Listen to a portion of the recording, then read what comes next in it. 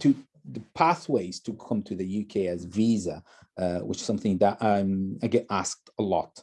So the visa types that we have is either tourism or visitor visa, spouse visa or marriage or partner,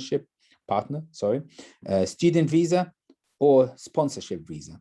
The visitor visa will depend on your status at your home country, your bank account, how much you have in it, your income, anything that will make the Home Office comfortable that you're not going to stay in the UK and you're going to go back to your country once you finish your stay, which is up to 6 months and sometimes can go up to 2 years. Spouse visa will depend on the marriage or the civil partnership with someone, and it will depend on the relation with that person. And after 5 years, the person, the spouse will get an indefinite leave to remain. And in that way, after 1 year, they can apply for the national or the passport, the British passport. Student visa, it depends on the course that you're applying for, the university. You cannot have an indefinite leave to remain. You have to stay for up to 10 years and then you can apply for it, which is quite long for education because you have to have continuous education. And with the master and the PhD, the maximum you can get is 8 years anyway. So it's difficult to get indefinite leave to remain, which means you can stay forever in the UK, going back whenever you wish. So the tourism or the visitor visa and student visa, the ILR is quite difficult. Well, it's impossible, while the spouse visa is after 5 years. Finally, the sponsorship visa. With the sponsorship visa, it's simple.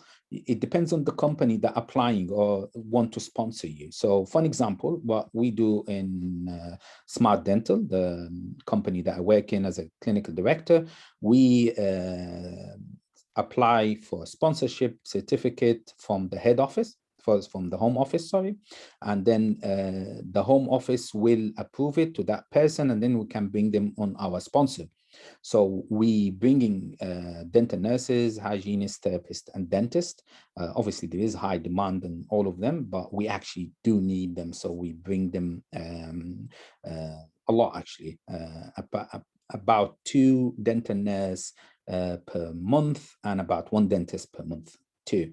So if anyone wants to inquire more about sponsorship visa, please ask the question on the Facebook or the website, and we will communicate back to you regarding the sponsorship visa specifically, because it's something that a new pathway for overseas dentists to come here.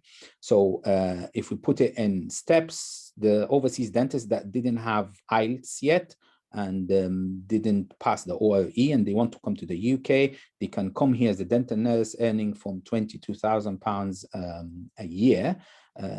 But after 1 year from working, they can have an exemption from the IELTS, which I'm going to speak about in a moment. And then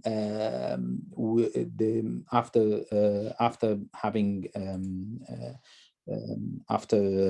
passing the 1 year working as a dental nurse, they get exemption from IELTS, and then they can apply for a therapist or hygienist without an exam.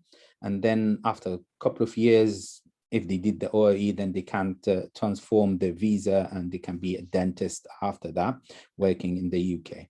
So that's the pathway that we can have for a dentist that did not do IELTS and did not do ORE. A bit expensive though at the beginning of it, so you would need to pay for the visa, and the expenses is about between 9,000 and 11,000. That guarantees 3 to 5 years stay in the UK as a work permit. And then obviously after 1 year, as I said, you get exemption from the IELTS, which helps a lot in your application. That's in regards to the visa requirement.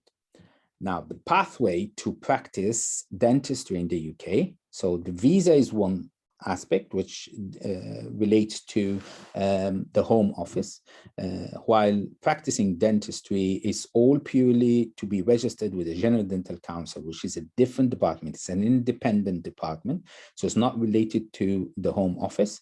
It's not related to, they cannot guarantee visa for you. So once you guarantee the visa status, then you apply for a pathway with the GDC.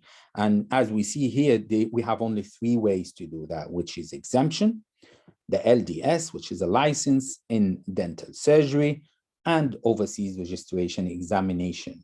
And obviously, because of the COVID-19, everything is suspended. Last year, we didn't have any ORE exams. We had only LDS Part 1. And we have now confirmed LDS online for the people, or for the dentists that they paid LDS Part 1 in January this year. So at the moment, everything is suspended, but because of the need and demand, there are some changes that are going to happen, and they will allow overseas registration examination, or what's equivalent to it. And it will be mainly according to vaccination status and PCR and so on. So my advice to everyone is to try to get themselves vaccinated as quick as they can with a vaccine that is accepted in the UK, which is Pfizer and AstraZeneca. These are the 2 accepted vaccination at the moment. So in regards to the exemptions, first, so how to get exempt from the ORE exams. We have 2 ways to be exempt as a dentist to do an ORE exams. That's apart from being a European and graduated from Europe. So if you are European and graduated from Europe, you don't need to listen to that. You just go and apply for an exemption from the GDC, and they will allow you to work. If you're not, then we have 2 ways. The first way to get exempt from the General Dental Council is to be British. So you have a British passport or nationality, and to stay in Europe for about 6 months, paying bills. It doesn't matter if you work or not, but if you're just staying in any European country for 6 months, then you can apply to neutralize or to qualify your certificate. So you bring your certificates, apply it to the General Dental Council, and then the General Dental Council will look into it, and then they can allow you to work. That's the exemption that you can get from the General Dental Council if you are not European. So 2 ways. First, if you are European. Second, if you are British, then you get the exemption. But you have to stay in 6 months in a different country, a European country, and at the same time, it's a lengthy application. So they will take time, maybe 6 months, sometimes up to 1 year. License in dental surgery, that's done by the Royal College of Surgeons, and normally Part 1 of LDS, you don't need IELTS, while